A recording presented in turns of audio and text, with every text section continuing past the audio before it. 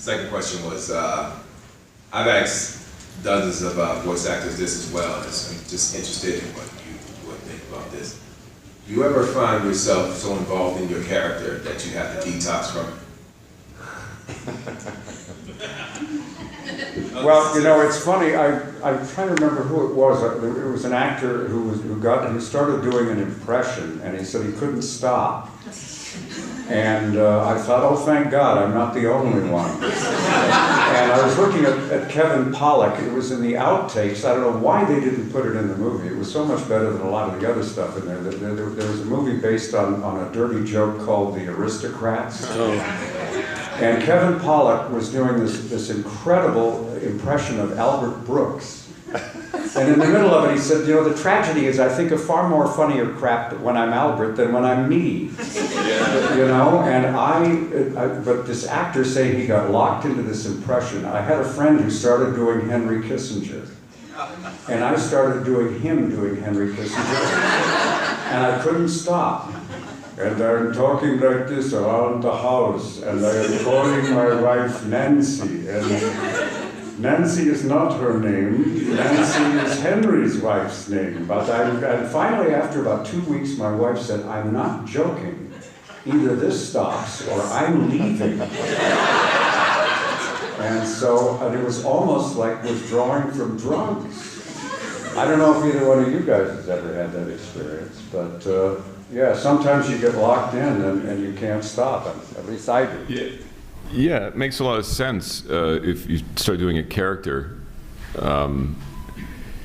As me, I have sometimes a tough time coming up with stuff off the top of my head, but once I start doing a voice, all of a sudden you do start. Yeah. You know, it frees you up somehow. Yeah, for whatever reason. Yeah. Well, Jack said something once. I don't know if you even remember saying this. It's about acting. It's when you sort of become someone else, it's so liberating. It frees you from the pain of being yourself somehow. And Jack once said the most frightening direction you ever got was, just be yourself. Well, you remember saying that? Yeah. Well, I did radio for 18 years.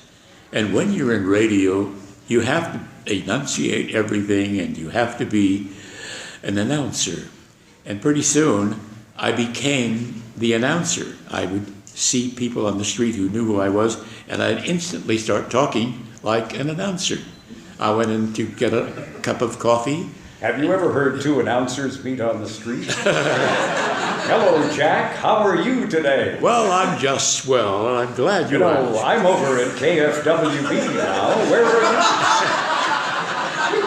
That's about it. Yeah.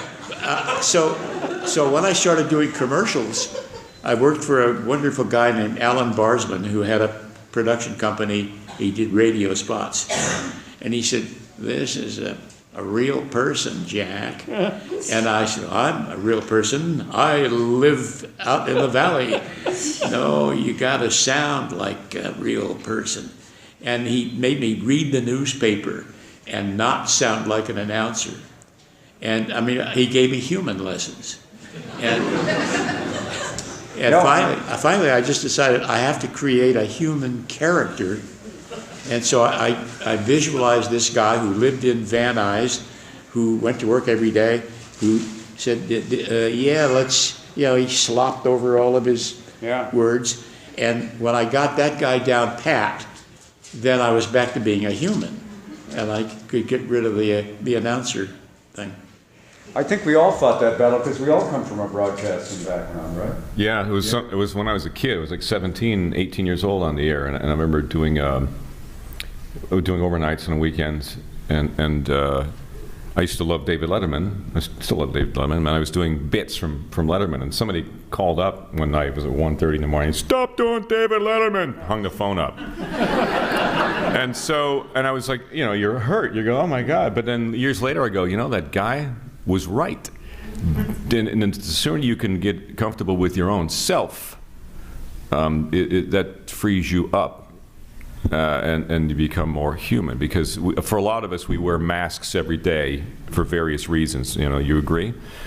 And the sooner you drop the mask and just become who you are and happy with yourself, and that comes through in the voice. It's just humanizes, and Jack said, are absolutely right. Because when I started out in radio, we had that thing, and the sooner I got rid of that, the better. And Michael Bell, who's a wonderful teacher, you'll get a piece of copy and it says, I am going to church today, and that's how people will read it. I am going to church today, and you'll say, this is not how people speak. I know that's the way it's written on the page, but I'm going to go to church today is the way people talk. But somehow you put a piece of paper in somebody's hand, and suddenly they start over enunciating everything, and somehow you have to get beyond that and translate it back into normal speak, if that's the concept. Thank you. Yeah, sure.